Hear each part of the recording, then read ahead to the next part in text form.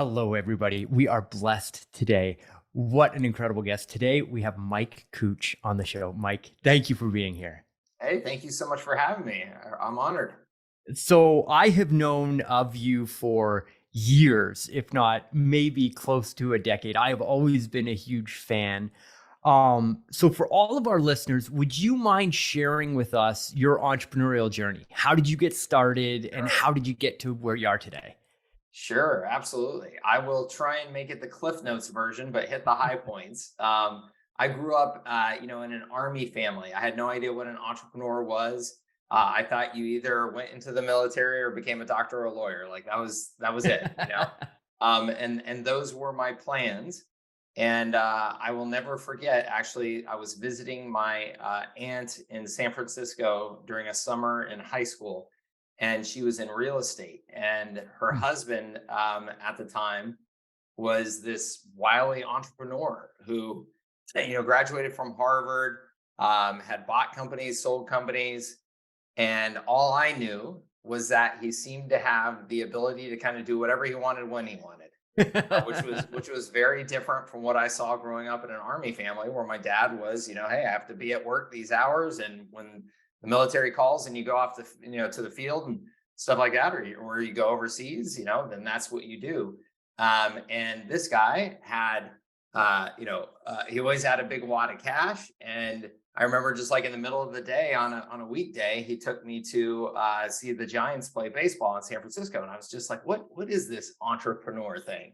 Huh. Um, so that just got me very intrigued, and I guess pretty shortly after that, and maybe it's a combination of growing up in that very structured military environment, and then seeing this opposite. I just knew for myself that freedom and also the ability to call my own shots, whether that worked out well or not, were just two very, very big drivers for me that I discovered probably over the next, 5 years after that interaction.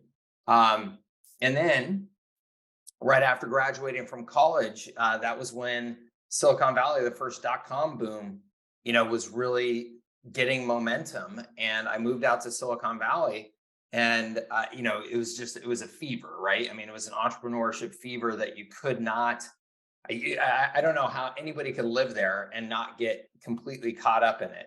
Huh. It turned out I had an office, ended up starting a business, got an office on University Avenue in Palo Alto. Literally, Elon Musk and those guys were building PayPal and stuff right next door on University Really? Avenue. Yeah.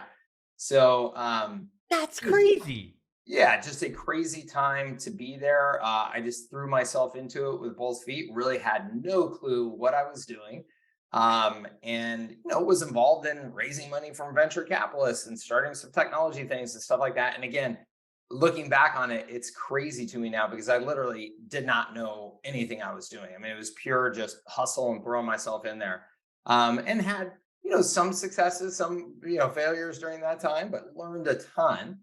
Then ended up going and getting my MBA from Babson, which is the number one entrepreneurship school in the world, although most people have never heard of it, but it's in Boston, Huh. and has an incredible entrepreneurship program. I did a 1 year MBA there, just did it quickly because I had a business degree undergrad. You could do that. And then started my first successful, what I would consider really my first successful business immediately, and actually even a little bit before graduating, doing IT management for small businesses. And we really took a different approach to it and were able to grow that business very quickly, and ended up with offices across the country, and grew that for about 9 years and then sold Wow. it successfully. Um, Congratulations. Thank you. Yeah, it was a fantastic experience. It's interesting. It's something that I still, all these years later, go back to so frequently and draw lessons from. And just had some great conversations with some of my old teammates here in this last week, and kind of reflecting on that. And then started marketing services business before I had sold that first one. So that first one was Everon. It's pretty wild, actually. When we were in Colorado, where I'd moved the headquarters from Boston, we before I sold that business, I had the bottom floor of this building. I had about 45 employees at the first company, And on the fourth floor of the building, I had started the second company and I had about 35 employees. So I would just run up and down the stairs between the two businesses. Um, and since then I've been involved in e-commerce, information publishing, training, which I love to do.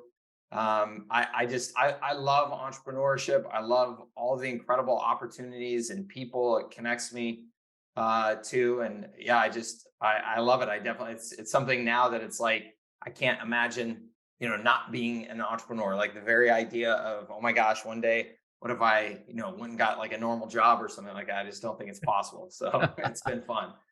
That is amazing, and that's how you're successful at the journey. So John Warlow has a podcast, Built to Sell, Yeah. and he had a great quote in one of those episodes, and he said, "You're not truly an entrepreneur until you sell a business." And he's Mm. like, a lot of the times people think that they're experiencing the entrepreneurial journey, but really what they've done is they've built themselves a job. Oh, well, yeah. Yep. A lot of people do that. Absolutely. And so to hear the exit and building that business and the success of that is absolutely incredible. But you mentioned one thing, just kind of off the cuff at the beginning, just like, yeah, I just moved to California and was right there in the thick of it. I'd like to know the story behind that story. Like, where were you at in your life? Was it an aha moment where you just like rolled out of bed and it's like, no, I'm going to California? Or was that a plan? Did you meet somebody? How did that come about? Yeah. Well, as often happens, I think in these stories, I was chasing a girl at the time. So that's a big part of the motivation.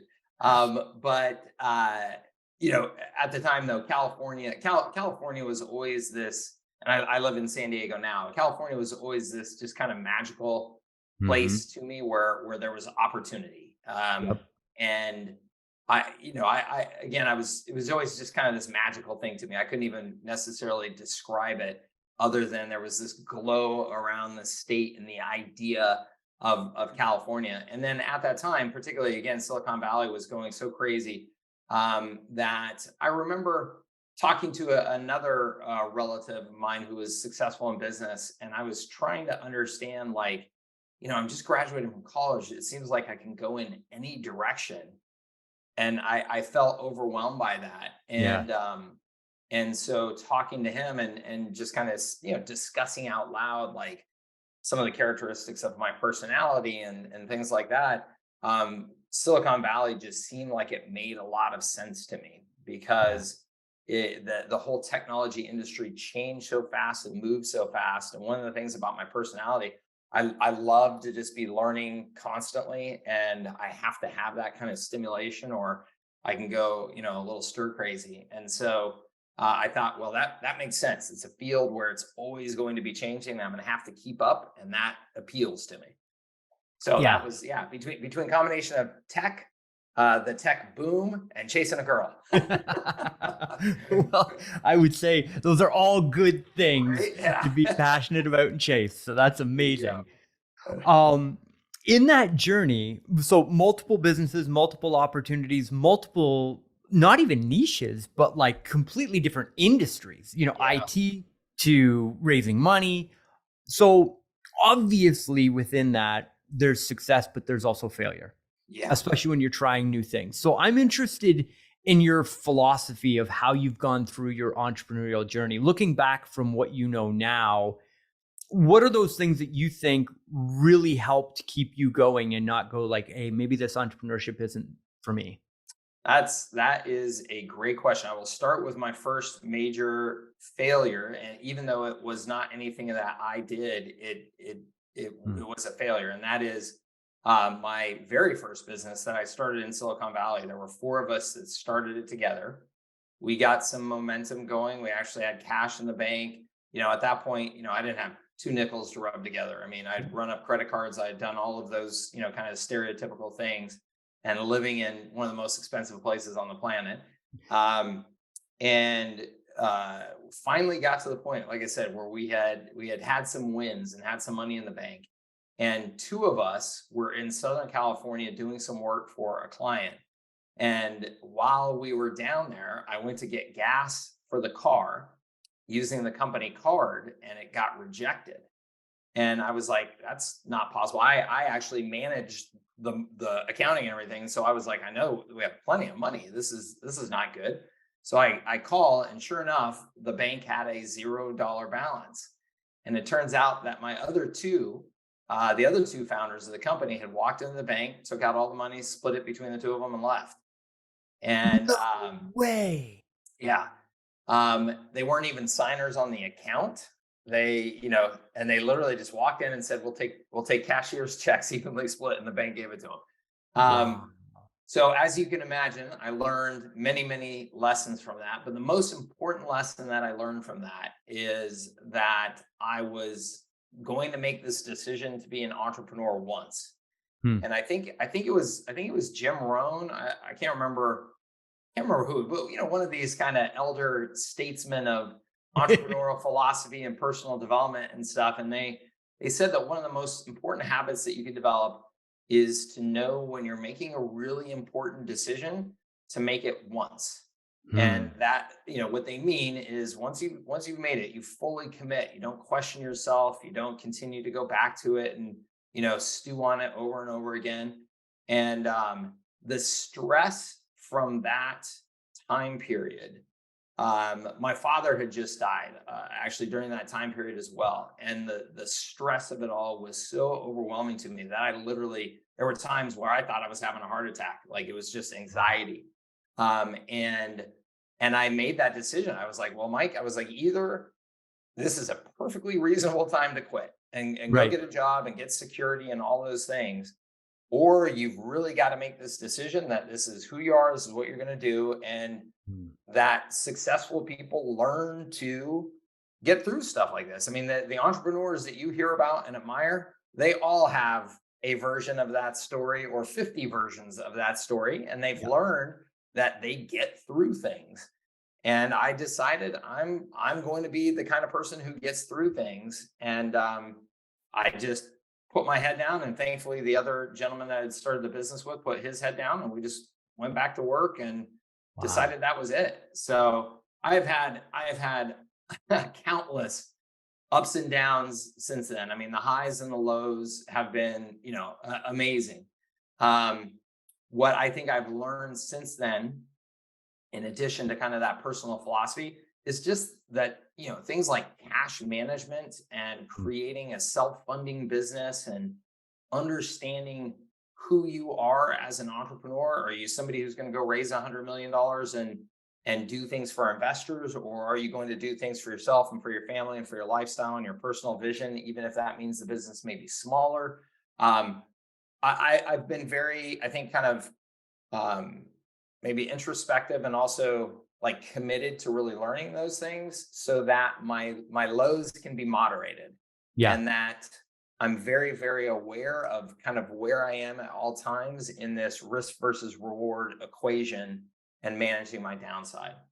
Huh. That is, man, there's so much there. Um, making a decision once is just, I think, that should be hung on everybody's wall. Yeah. That's for productivity, for focus, for all of those wonderful things. And then, so cash management, are you following profit first, or how do you look at the business? Is it Oh man. self-funded? Yeah, I mean, profit first is fantastic. That, and there's been several other resources that have been super valuable to me over the years. There's a book that always stands out to me that I bought 20 years ago, maybe. And it was so funny because I was embarrassed to share it with people because it almost looks like a kid's book. It's got this Oh, red cover and it's like this big. And it's I think it's literally just called like How to Read a Financial Report. And you can get it on Amazon and it's super cheap. And I was so happy because my first day of my accounting class in my MBA program, the professor goes, "Hey, now you guys are going to minimize the value of this book because of the way it looks, but don't, because it's super valuable." And he holds it up and he goes, "This is our course curriculum." I was like, "Oh, sweet." So I mean, I've probably read that thing 100 times, just trying to make sure I understand financial statements and understand the language of accounting. Hmm. And then, I am I consider myself at this point, right or wrong, kind of a master at managing cash flow. And I think that the biggest reason why, I mean, one, I understand accounting and stuff like that pretty well. But two, I am just kind of naturally obsessive about knowing where my numbers are at all times. Yeah. Like you can pretty much ask me at any point, what accounts receivable do I have? What accounts payable do I have? What are these, bank accounts? And I will know kind of down to the dollar, just because I realize the importance of those numbers, and I make sure I know them at all times. Yeah. And I think that's as people get into entrepreneurship, that's one of the things that gets swept under the rug so often. It's like, I need to make sales, I need to make the product better. There's so many things that comes across an entrepreneur's desk in the day. And looking at a balance sheet and looking at the financials is normally the last thing that they want to do Yeah, necessarily in the beginning stages. And it is the most important thing. It it is the is the whole most important business. thing. Yeah, absolutely. It is the oxygen that allows you to continue to stay in the game. And yeah, I think anybody who is seriously going to call themselves an entrepreneur or consider, taking on that challenge with their career, I understand like accounting is boring, to most people probably. But if you can't pick up that little red book that's only, this thick and commit yourself to, okay, I've got to understand the language of business. I've got to understand the language of money and how these things work. I don't understand how you can be an entrepreneur and not be willing to do that. I think it's a huge mistake. Yeah, absolutely. I remember when I got addicted to our financials was when I figured out all the way back to my paid ads coming through my funnel. And I realized that for every dollar I put into advertising, I could actually track going into my bank account the return on that investment within a 30-day window. Mm, And I was like, wait a minute. I'm not good at stocks. I'm not good at bonds. I'm not good at that stuff, but I can put a dollar into advertising and I can get $1.40 back in less than 30 days. This is that's pretty darn. amazing. Yeah, that's a pretty darn satisfying feeling, isn't it? Right. So when you see the profit coming into the bank on the other end, it's real easy to get passionate about those financials. And I Yeah, hope that all of our listeners get that joy. yeah, Um, absolutely. So, Mike, fast forwarding into that, profitable businesses, profitable agencies, you are known with pretty much every high level entrepreneur that I know as somebody that can walk people down. Like you've got the growth accelerator product, Mhm. and you're really good at walking agency owners through the pathway of like, I'm getting started all the way to seven figures and then beyond that. So, Thank would you. you be willing to share to us your process and how an entrepreneur needs to look at their business and kind of walk down that pathway? Yeah. So thank you very much. I have a roadmap through my brand. My brand is services that scale. My brand for training agencies is services that scale, and I have a roadmap that lays out, kind of over 6 steps, how to go from a service that in this industry tends to be customized. Yep. Right, people are selling their time and selling their talent to deliver custom solutions. And that works really well if you're selling to the Fortune 500 and they can pay you, $10 million a quarter for you and your team to put together some really amazing stuff, which they can and they do at that level. But when you're selling to small businesses don't have that kind of money, and Yep. so it's a unfortunately a foolish thing if you sit down and do the math and just kind of look at it, to pursue that business model and think that you're ever really going to financially get ahead. And yet there are just millions of professional services businesses in the United States, whether it's agencies or any other type of business, that are selling to small businesses with that exact same model, and it stinks. Yep. So taking businesses from understanding, hey, here's your current business model, to here is a business model that actually works, that is based on what we call productizing services. Hmm. So just taking those custom things, finding maybe the 70% of those custom things that you were doing that are repeatable across the majority of your customers, Yep. and packaging those up in a way that you can sell them and deliver them with a heavy degree of what I call assets and automation. So going from time and talent to assets and automation.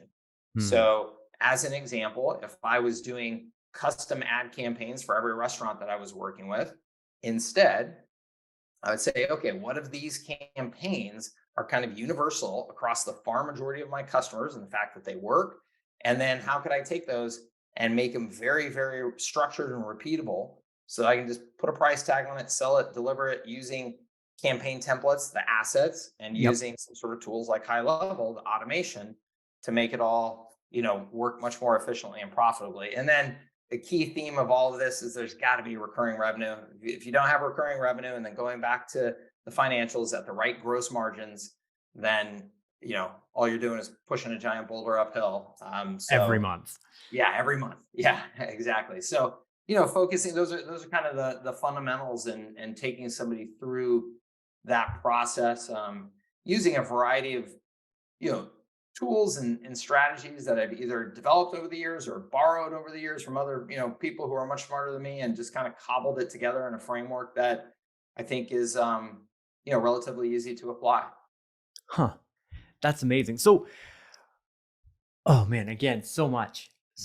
Let's talk about the recurring revenue component, because this is something that I'm really passionate about and something that we teach all of the time in our industry. So we're always about trying to leverage one customer into three or four. Mm, So the recurring revenue aspect of it is having that product or service so that people are paying you on an ongoing basis for access to the systems and the processes. yeah. But the way that I tend to look at a client, we acquire a customer, we architect that wow experience within the organization. And that first kind of onboarding experience within the first 14 days, we look at that as an opportunity to say, hey, you've had such a great experience at this point. Who else do you know that could have their life changed by the XYZ service? Yeah. And we try and use that to offset a customer acquisition cost, because if we can get a referral that doesn't cost us any advertising, that kind of grows as well. Plus, they are already pre-sold on working with us because it's a referral. So when you look at your businesses and how you're scaling your stuff, are you looking at recurring revenue and that referral component to it? You know what? I've got to admit, I have always been terrible about referral generation. It, Hmm. it is, it is, it is something that I have unfortunately just not been smart about, and I kick myself even just thinking about it now, because I know how smart and effective it is. Um, but it is just not something that I have been good at. To me, it makes a whole ton of sense, and in fact, my biggest competitor in my IT services company in Boston, I still think to this day had one of the most brilliant executions of this that I've ever seen. And that they literally had in their service agreement that every quarter they were going to ask for referrals, and that your ability to give them, or your willingness to give them a referral, was their number one indicator of their performance. And so it Huh. was literally written right into their service agreement that this is how we're going to measure success. And then, and that was very successful. And then their marketing was that we were the most referred IT service provider in Boston, which Ah, is just brilliant, right? yeah. And they were our number one competitor for years. They were very good at what they did, and it always just, I was like insane watching them do this, because I was like, oh, that's so smart, and they executed it so well. Um, but it's not been something that I've been good at, unfortunately. Well, Um, I can tell you most entrepreneurs and most businesses are not. yeah, And it's, to me, it's like it's the found money in the business, because almost nobody does it. yeah, And for, I think, to your point of the recurring revenue and the systems and the processes, you have to get there first before the referral component is going to work. Like absolutely. the fundamentals that you have in the business, you've got to have that first before you go into it. Um, And delivering a wow experience, like you said. I mean, if you're asking for referrals and you're not delivering that wow experience, well, yeah, then guess what? Yeah. So that is, that's absolutely true. so the I know the three things that you kind of stand for are freedom, money, and impact. Hmm. And so I'd like to talk a little bit about that freedom component, Yeah. because often as entrepreneurs, we get so wrapped up in building the business that you're working 10, 12 hours a day, your weekends, you're all that kind of thing. And I think the freedom component is truly what we're all after. I mean, that's the reason why I got into entrepreneurship, is for the freedom. Like you said at the beginning of the time, like, wait a minute, on a Wednesday, this guy can take a wad of cash and go to the baseball game. This is amazing. But Yeah. I think so many of us get lost along the journey where we get sucked into the work and the hustle mentality and all of that. Yeah. So, how do you look at being an entrepreneur and finding that freedom? Do you schedule it? Is it something that you're really intentional about? What does that look like? Yeah, so it's interesting. I think I have to start with saying that it is a very personal thing. And Mm, one of the things that I think finally, and probably just in the last 5 years of my life here or so, have I truly learned to appreciate and accept that in most things in life, there is no right or wrong answer. huh. That it really is personal, that you have to do the work to find out what is right for you. What is it that you want from your life? And so my definition of freedom is different than somebody else's definition of freedom. Somebody's definition of freedom and what gets them out of bed every day is this idea of, I'm going to make a whole ton of money and then go sit on the beach and drink fruity cocktails every day. And I would go crazy within a week of that. Yeah. Hmm. I have often said, actually, long before I kind of really figured this out about myself, but when I was selling my first business, I had told many of my closest people, I was like, look, the worst thing that can happen to me is for me to sell this business, get a bunch of money, and not have something else that I'm working on, Yep. because I'll be a mess. Yeah. Well, so it's very, very personal. And I think it's so important that people, whether you're an entrepreneur or not, that you spend good quality time figuring yourself out. Yeah. And so for me, again, particularly over the last handful of years, I have really, really accepted and really made it, not just acceptance, really made it kind of my obsession to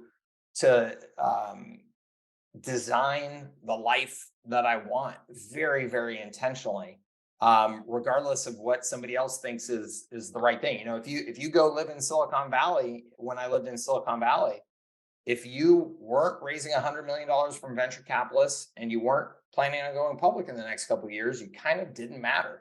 People Wow. didn't want to talk to you. They didn't want to join your company. They didn't want any of that. Now, if you go to Silicon Valley, it's actually really flipped for a lot of people there, and a lot of people have left because they're like, no, wait a minute, I can just bootstrap a business and be making $5 million a year probably pretty darn quickly and have a totally different life and not have to go for this, go public thing and all the things that come with it. So for me, it is an interesting balance. I love what I do and I love the work and I love entrepreneurship, and it truly is my fun when I Yeah. when I think of an idea that I would like to take to the market, and all the challenges that come with it. It is my fun to go, oh man, I'm gonna try and figure that thing out. Let's go. Yep. And I don't even think about the hours that it takes, or is today Monday or is today Sunday. I really don't care. I really do not care. And that is how I want to be.